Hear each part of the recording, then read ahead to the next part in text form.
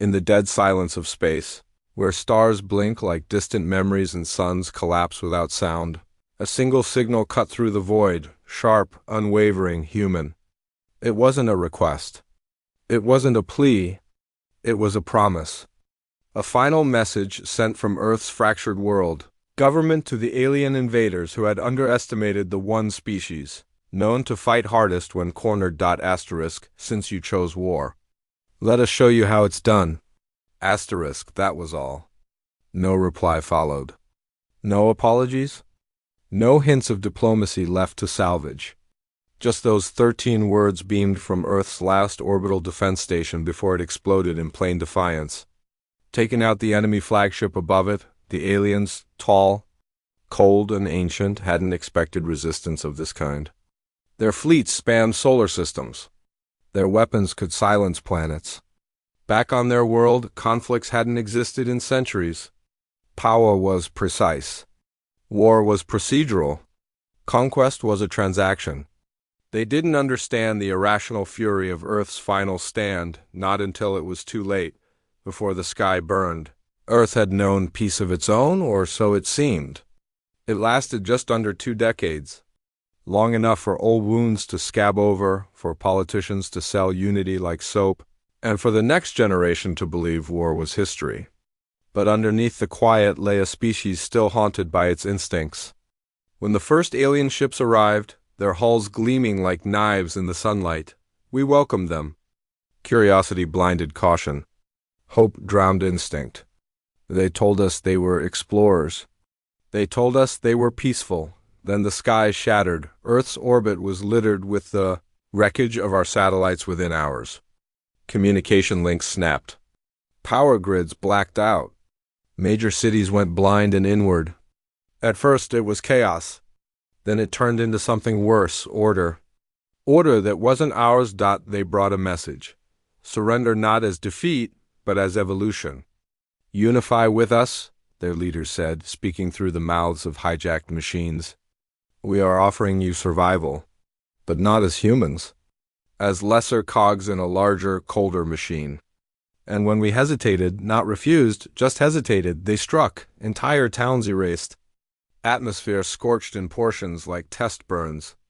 Only then did humanity realize it wasn't an invitation. It was a purge plan. The world didn't respond quickly because it couldn't. The nations had grown soft. Old alliances had frayed. It wasn't a matter of who had nukes or space fleets. It was about who still remembered how to resist under pressure. Most governments collapsed under the weight of confusion. Most armies didn't stand a chance, but some people, scattered and silent, remembered they weren't part of any single military. They weren't from one country. They were survivors of Earth's own many wars, tacticians, insurgents, outlaws, soldiers retired too soon or too scarred to forget. They saw through the lie of peace, and when the time came, they didn't ask what was legal or strategic, they asked what would make them bleed. That's where the story starts. In the aftermath of that final message, the resistance wasn't glamorous. It wasn't clean. Not some shining rebellion with uniforms and slogans. It was ugly, dirty, born in bunkers and burned-out subway tunnels. Some fought with hacked tech. Some with ancient rifles. Some just fought with fire. But they did fight.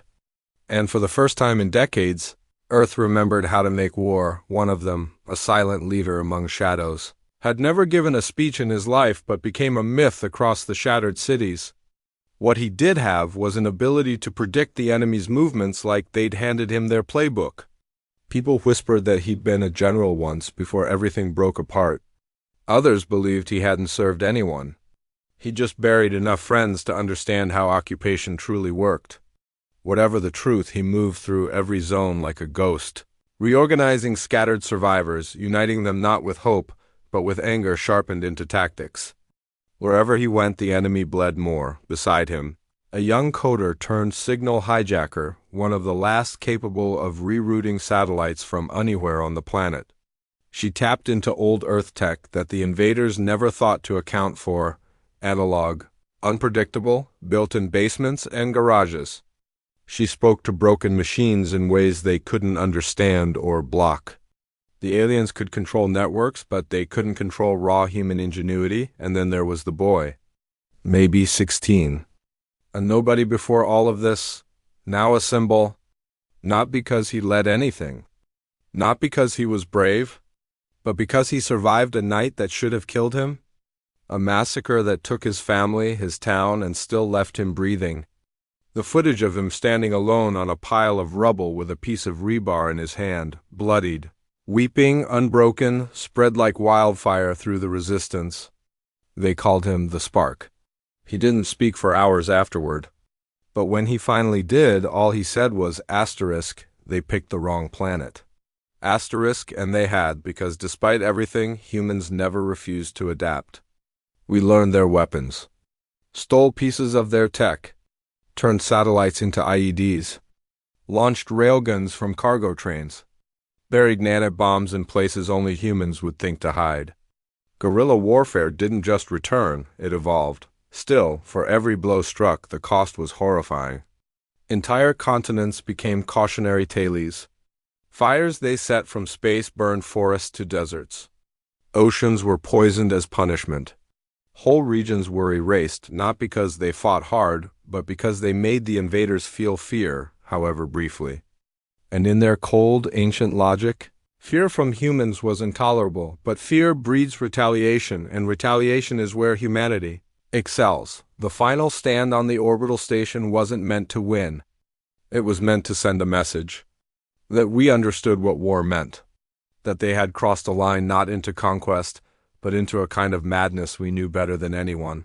Beneath the ruins, deep in the last command bunker under Antarctica's frozen belly, plans were still moving. Soldiers not seen on any radar. Drones built by hand from scrap. A new signal was being prepared. Not a broadcast, but a strike, a packet of code so complex and alien to themselves that Earth's own engineers feared unlocking it. A weapon not forged from steel or plasma, but from bitter genius mixed with desperation. A whisper encoded with pain and precision. The code name? Eco Protocol. And now, on a moon just outside Jupiter's shadow, a human team waited in perfect silence. Their faces dark under helmet visors, hearts beating slow with recycled air, eyes watching the enemy fleet swell into view. They had one shot. One chance not to win the war, but to force the enemy to feel it. The order hadn't come yet, but the last transmission still played in their ears. Asterisk, since you chose war, let us show you how it's done. Asterisk then, without warning, the enemy vessels began shifting, not forward, but back. Retreating? No, realigning. Something was wrong. One of the soldiers, watching the sky darken with eerie light, whispered into their cracked combs, Command, are you seeing this? The enemy isn't preparing for an attack. They're shielding something. Static. Then silence. Then suddenly, a new message lit up the ship's console. But it didn't come from Earth, and it wasn't written in any known human language. The screen flickered. The symbols rearranged. Then in jagged, broken English, a single phrase appeared, one that froze every heart on board. Asterisk, the war has already ended. You lost, you just don't know it yet. Asterisk, and then every star outside went dark. For a moment no one moved. The message on the screen pulsed faintly, casting a sickly light across the quiet faces in the control cabin. The war has already ended. You lost? You just don't know it yet? That was all it said. No signature? No timestamp. Just that, waiting like a ghost in orbit above Jupiter, the silence among the strike team thickened, drawing breath after brittle breath. Commander Wren, still strapped into her seat, ran a shaky hand along her temple. Her cum implant sizzled softly in her left ear, picking up static where command should have been giving orders. But it stayed empty. Not a single word returned from Earth. Are we jammed? One of the younger troopers asked, his voice cracking under the pressure. Wren shook her head slowly. If we were jammed, we'd still have local static. This feels like nothing. Like there's no one to jam us. Another soldier reached for manual override controls, rerouting through backup systems. Nothing. Even the old shortwave beacons buried in fallback circuits stayed dead. No ping, no echo. No sign that Earth was even out there. Just void. More frightening than the silence, though, was the way the stars had vanished. Not blinked out, not dulled by cosmic dust. Just gone. As if something massive had shifted into position and now hung between them and the universe. One of the science officers, barely 30, kept more for her ability to reprogram alien tech than for combat, leaned forward and adjusted the external visual feed. The screen stuttered, briefly revealing a pattern across the darkness, hexagonal, precise, disturbingly organic. Whatever was out there wasn't a fleet. It wasn't a cloud. It was a structure. Something wider than planets, like a net made of living architecture, hanging silent and heavy between them and the rest of the stars. Hiding them. Caging them in, the same officer muttered under her breath, "That's not possible." To which Ren replied flatly, "Most of what we've seen shouldn't have been possible.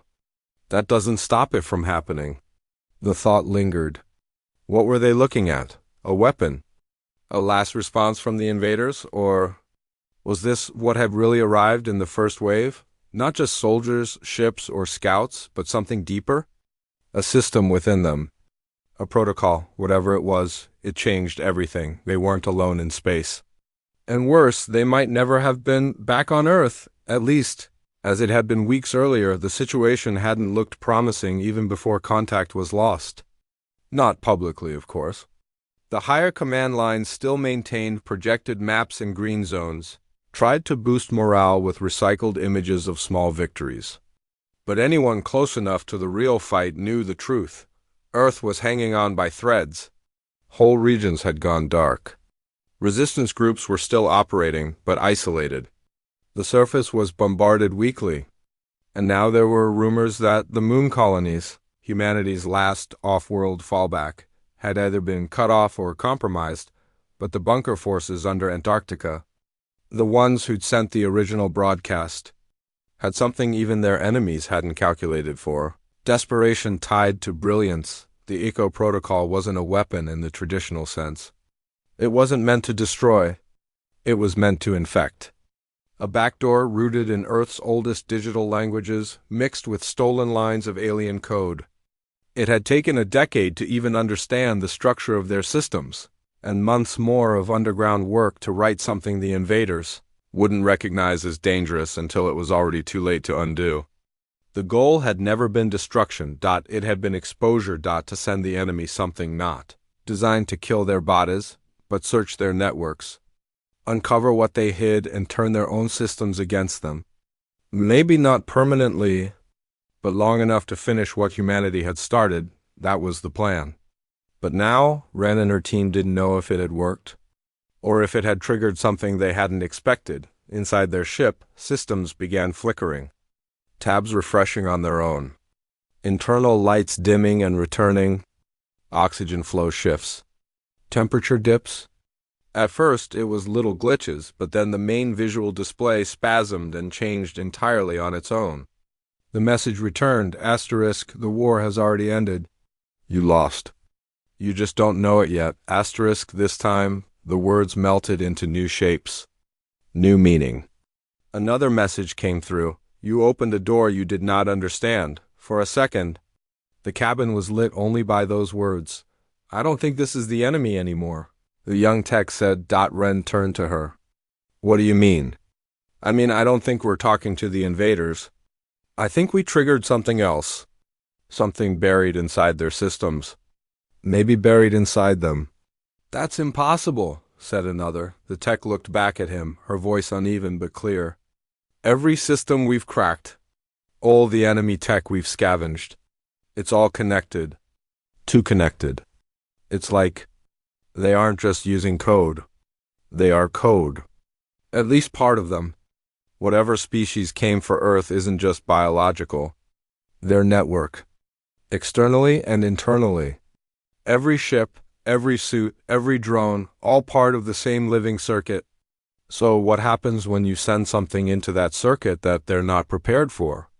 Ren answered the question herself, barely above a whisper. You wake something up.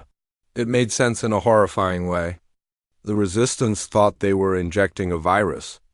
But what if, in breaking through, they reached deeper, past the soldiers, past the command structure, into something older? Something even the invaders were guarding? More signals began bleeding into the ship now, not as words but as images crude. Broken screenshots from long-dead satellites capturing brief glimpses of new structures forming in Earth's orbit. Spires made of light and shadow, grids bending physics. Pockets of reality that didn't match known measurements. Data that made no sense. Except for this, they weren't invading anymore, they were building. Command was wrong. The quietest member of the team finally said, voice distant. Ren turned toward him. What? He met her eyes. They didn't come to fight. Not really. The war wasn't the point. It was just a way to test how far we'd go. What we'd do if cornered. And we gave them exactly what they needed. The screen pulsed again. Asterisk, you are the code.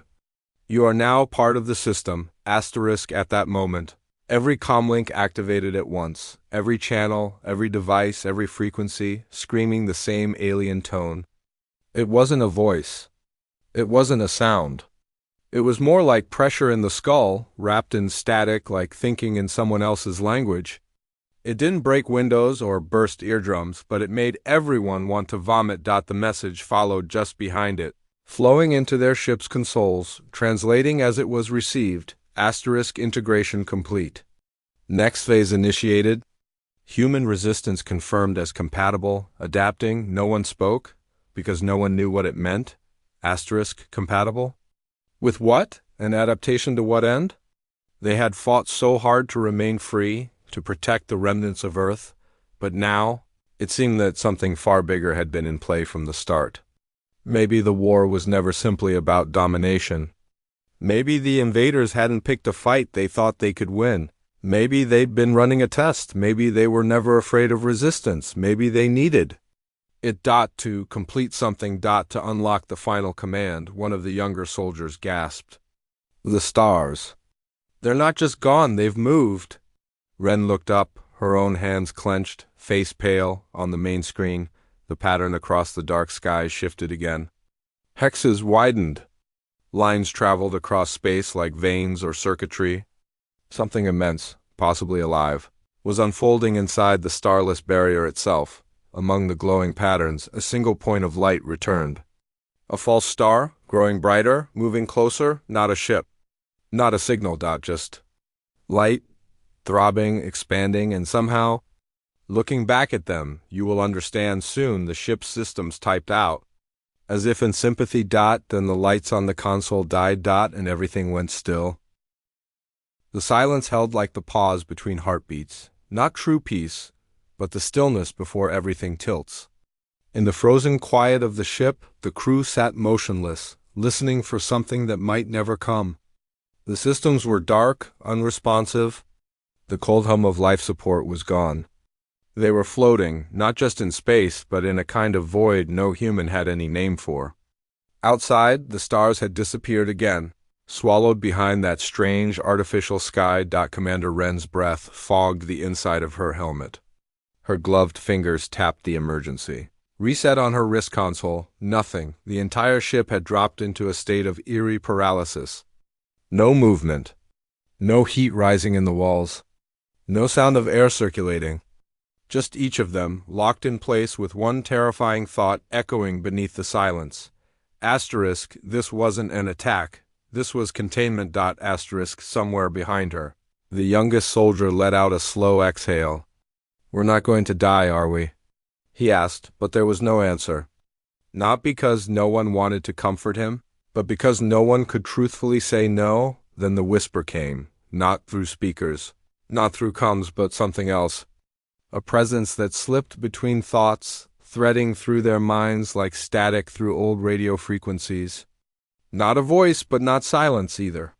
Something asterisk in between, asterisk asterisk, we did not come to conquer. You invited us in when you reached for war, asterisk, the crew jolted.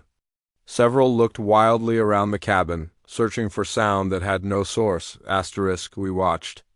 We recorded. We waited. Your conflict made you suitable. Your fear made you ... receptive ... Commander Wren gritted her teeth. She spoke aloud, as if hoping speech might anchor her. Who are you? There was no reply. Not just silence this time, absence. As if the presence had vanished. But something in the air had changed. Each of them felt it. A pressure, subtle but undeniable. As if something beyond the ship was now paying attention, back on Earth, or what was left of it. Changes were already spreading in the still burning shadows of the Eurasian zone. Where entire mountain ranges had been scarred by orbital strikes, word of the message had begun to travel. Not the original Earth Command broadcast, everyone knew that. It was the new one.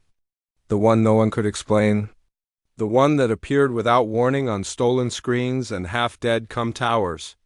A single image, repeated across resistance groups, the stars. Gone, and a phrase, *, the war has already ended. You lost, you just don't know it yet. Some thought it a trick, a scare tactic, a demoralization feed. Others whispered darker things, that Earth had activated something inside the invaders. Not a weapon, not a countermeasure, but a response mechanism hidden inside their neural framework. That in trying to destroy the enemy's brain, humanity had made contact with something behind it, something asleep, something waiting for a key, and we'd been the key.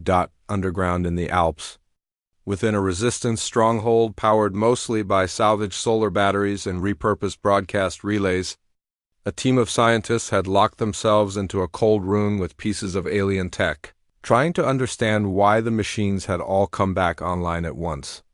Lights that hadn't powered in weeks now glowed with strange, pulsing patterns, symmetrical, alien, almost musical. One of the engineers, an older man who had lost his entire family in the first wave of attacks, tapped a finger against the emitter switch. The display flared to life.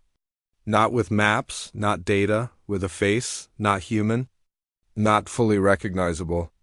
It shimmered with lines, imperfect, constantly shifting, like a mask made of thought and smoke. It's not a recording, whispered someone. It's watching us watch it. The presence spread wherever human technology had merged with theirs, weapons, communication hubs, drones, implants. Resistance teams around the globe were picking up the same signals. Not commands, not threats, a presence, a mind brushing against theirs, tasting their thoughts, and then mimicking them. It wasn't one thing, and that was what terrified the underground scientist network the most. It was mimicking everyone differently. To frontline soldiers it appeared as fallen comrades, speaking familiar voices aloud. To others it echoed old memories, half-finished dreams, pieces of music once played on dead radios. Every encounter was personalized, intimate, and often uncanny. At first, humanity thought this was psychological warfare, but the deeper truth began to sink in. This wasn't an alien military campaign anymore. This was something else. A kind of absorption. Meanwhile, drifting in orbit around Jupiter, Wren and her crew waited helplessly. The light hadn't moved any closer. But it hadn't faded. Something's happening with the backup cortex, said one of the tech officers. He was crouched down beneath the main console panel, checking analog connections designed to resist EMP interference. It's relaying data. From outside? Not telemetry, thoughts. Wren frowned. Thoughts? He looked up at her. Everything we've been thinking, everything we've said aloud in the last half hour, it's been logged, reflected. The younger soldier sat back, voice trembling. It's reading us? No, the tech said, tapping his head gently. It's mirroring us, like it's trying to understand or simulate what we are. Wren stepped toward the primary observation port. The light outside pulsed again, faster this time. Not just light. A pattern. She realized suddenly that it was repeating the flickering of the ship's emergency lights, almost matching them. Then it shifted, matching her own. Breathing through her suit, her heart skipped a beat. It was syncing with them. Integration in progress. The words again.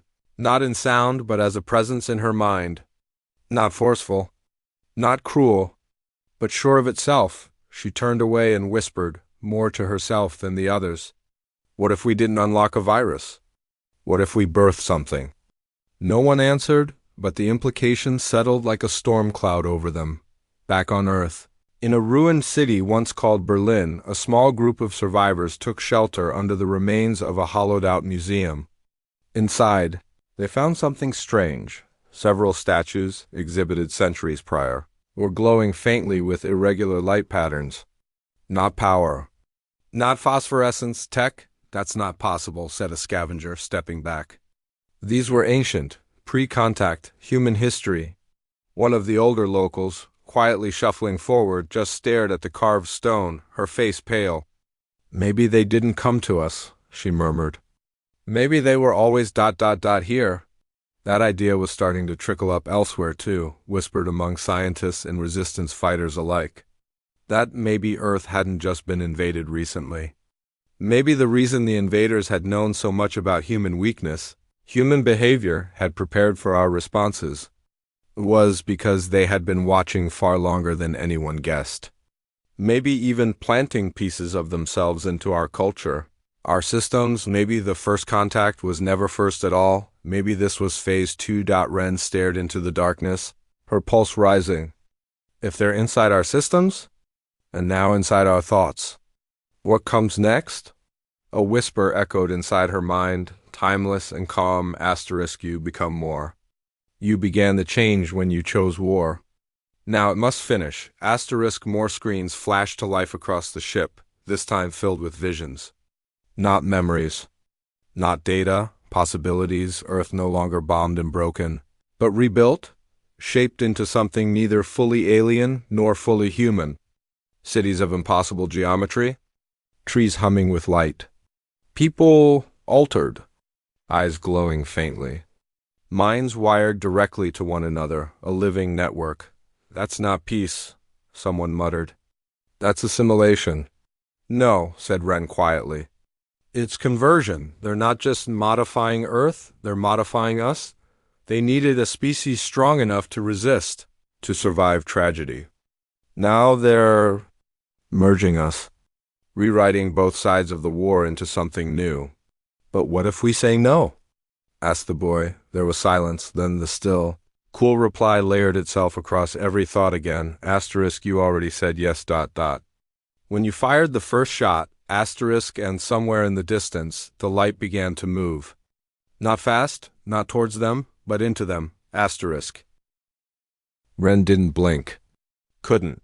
The light outside the ship had become something more than brightness. It was a shape now. Shifting, pulsing, almost breathing. It moved in slow, deliberate patterns, folding into itself and then unfolding like a flower blooming for the first time. But no one could look away. Something about it anchored their attention, like staring into something both divine and terrible at the same time. Inside the ship, everyone had gone quiet. Not passive, not calm. Just waiting, like animals sensing a coming storm, but unable to tell which direction it would come from. Time didn't feel right anymore. Either it had stalled entirely, or it was rushing towards some point none of them could see yet. Ren stepped forward, fingers curled into fists. The ship groaned faintly under her boots. The only light came from that ... thing outside. She tried to speak. No words. Her mouth formed shapes, but no sound filled the air. Like there was no space left in the room for their voices. Just thought. Just that pulsing pressure in their skulls around her. The others started to tremble, not from fear, but from something worse, recognition. One of the younger crew, the one who'd been confident in building signal blockers through alien tech, dropped hard to his knees. His body shook against the metal floor. Not pain exactly. More like he was holding some invisible weight. When Ren turned to check on him, he looked up and his eyes were glowing, just faintly. But enough. She reached for her sidearm without thinking. Don't, he said. His voice wasn't his voice anymore.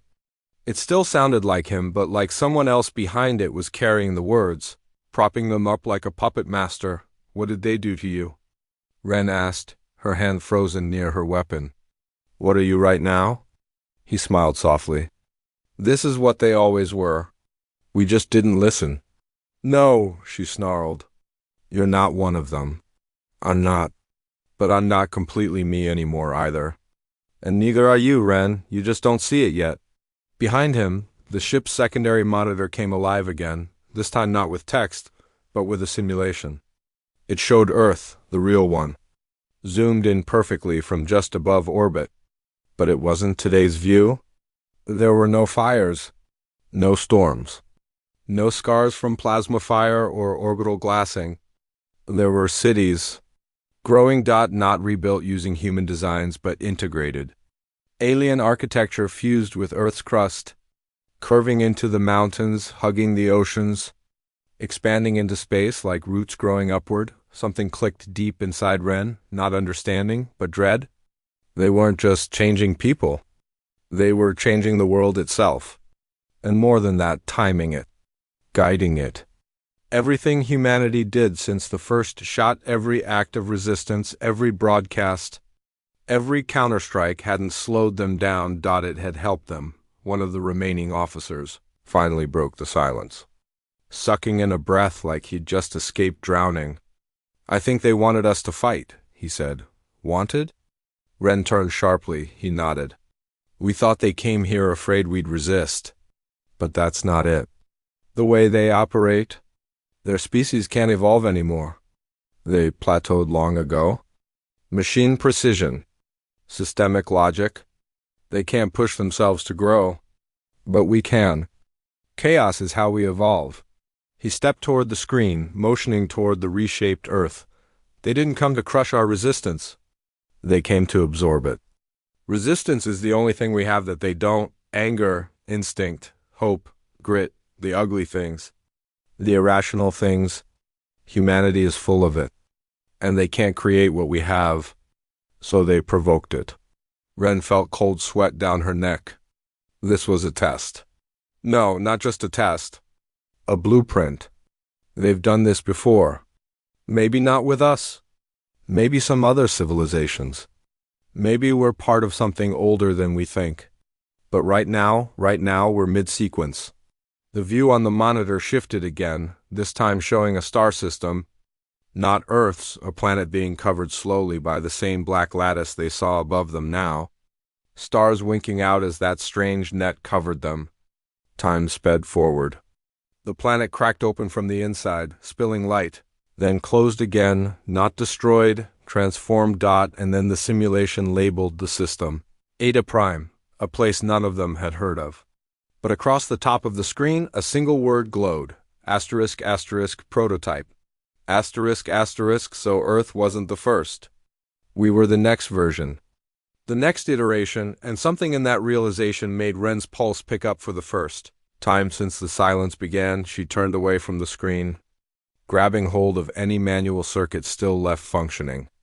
We need to cut command input. Break from whatever signal they're feeding us. Start encrypting the medical logs. Anything still human-coded, lock it down. But the moment the command left her mouth, the walls of the ship changed. Not melted. Not deformed. Shifted. Outlines appeared where none existed before, glowing etchings that ran along the interior like veins.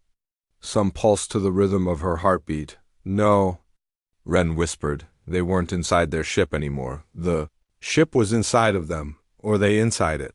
What ... Are they doing? Another soldier stammered. They're reconfiguring the metal. Video printing structures. Feeding off our data. The cruise engineer swallowed hard, stepping back like it might burn him.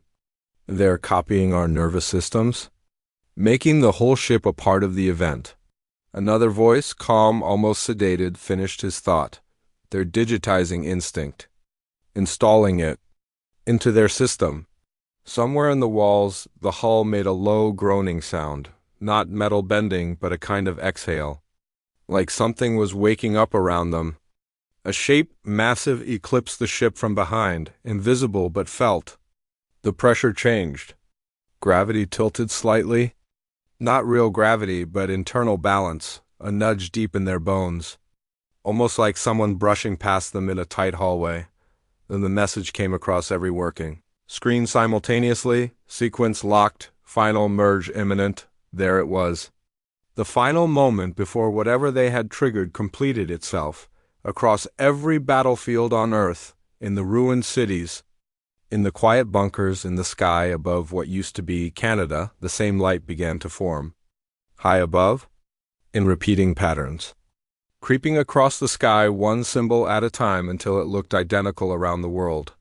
The network, once invisible, now completely surrounding the Earth, and one by one, across the Resistance's scattered cells, those strange words began appearing on screens, in reflections even painted briefly across the retina when eyes blinked too fast. Asterisk, asterisk.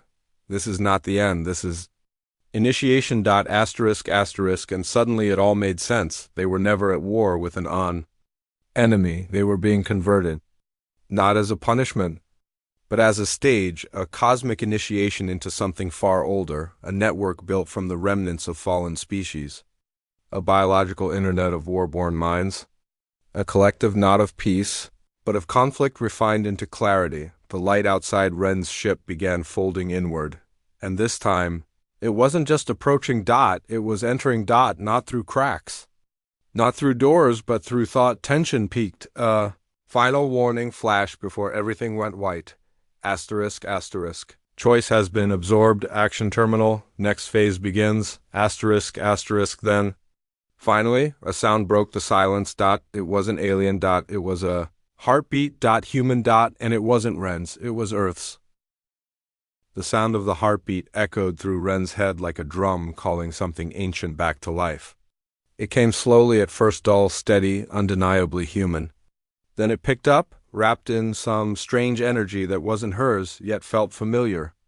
Around her, the crew remained frozen in silence, but their eyes were wide open, soaking in the same sound, the same sensation, the same truth. They were still here, still alive, still human, sort of.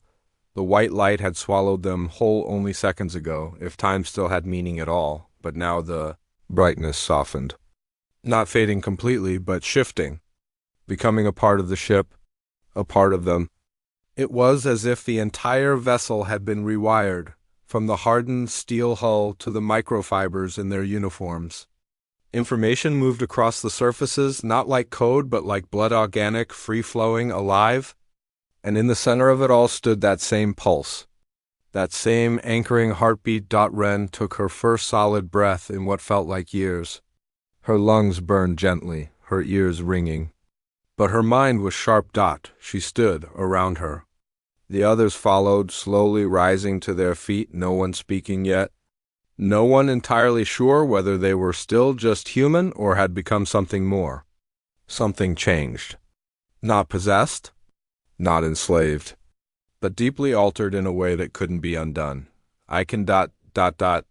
Hear them, one of the soldiers whispered. Ren turned to him, watching his hands tremble while energy flickered faintly beneath the skin like veins of light. He looked up in awe, not fear. Not just them, us, everyone, all of us. Another crew member stepped away from the wall, her eyes glazed slightly. She pressed her palm to the ship's panel, and as she did, a projection opened up in the air above them, fluid and shimmering. Earth again, still real, still intact, but quieter now. Cities sleeping, fires gone. The terrible booming of war replaced by wind and motionless air. Silent, yes, but not dead. No more noise, the woman said. That's what they meant. The war really did end. But we didn't lose, Ren said aloud, surprising even herself. It hadn't been defeat. It hadn't been surrender. Somehow, humanity had survived.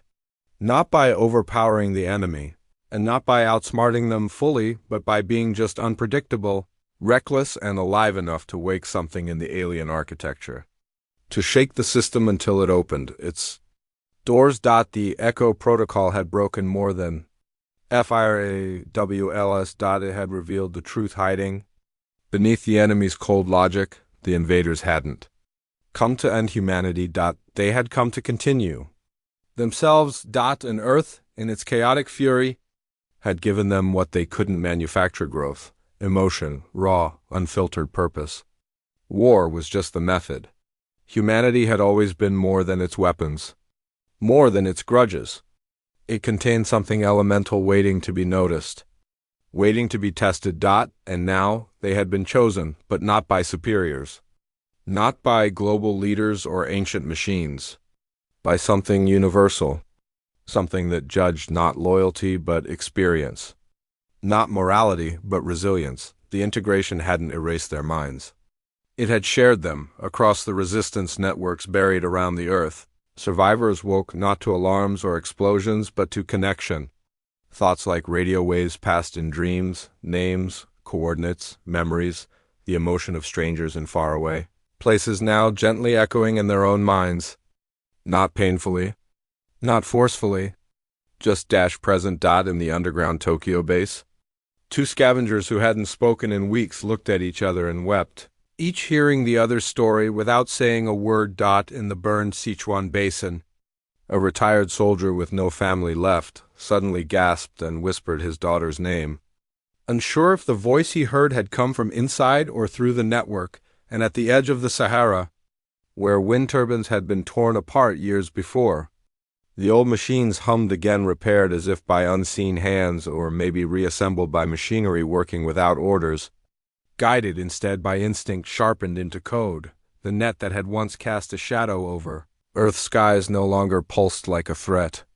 It now returned light, a visible pattern etched high above like a second constellation's map.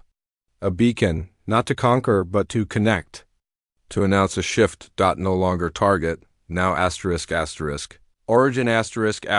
Ren stared into the swirl of images forming around the ship's window. Earth turning slowly beneath them, peaceful and unfamiliar. It wasn't home anymore, not exactly. It was something new. Not fully alien. Not untouched. But alive, growing, healing in a way no one could have predicted. The cities weren't burning anymore. Sections of Earth had regrown faster than any environmental projection predicted. Green reappeared. Oceans slowly cleared. Systems, once too broken to fix, reconfigured themselves. She finally spoke. Was this always the plan? The tech specialist blinked. If it was, they didn't tell us. Ren half laughed at that. Sounds familiar. One of the younger officers pointed toward the largest of the moving shapes still above them, just beyond the exosphere. Do we go back now? Ren turned slowly to him, then to her crew. A long silence passed. They all knew the answer. Even if none wanted to say it outright, back had changed meaning. Earth would never be what it was a year ago, or even a day ago. And neither would they. This ship, they called it human, but it no longer belonged to any one species. It didn't receive signals anymore. It sent them. A node in something much older, much farther reaching. Something that started long before Earth and would continue long after. They hadn't just survived a war, they'd graduated from it.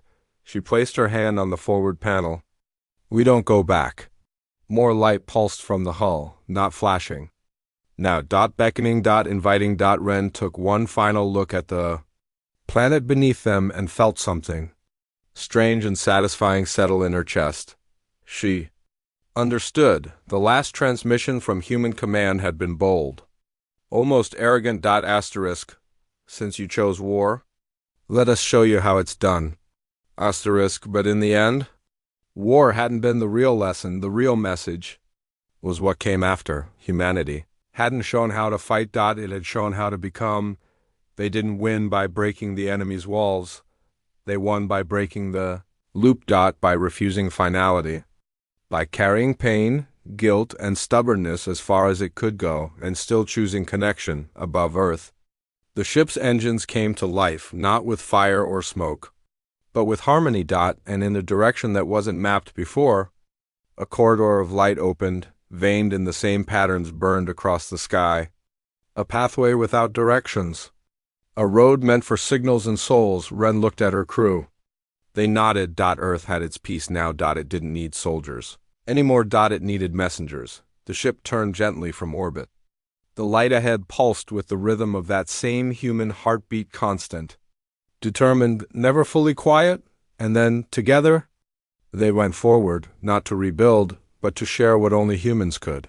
Teach. Not about war, but about what survives after it.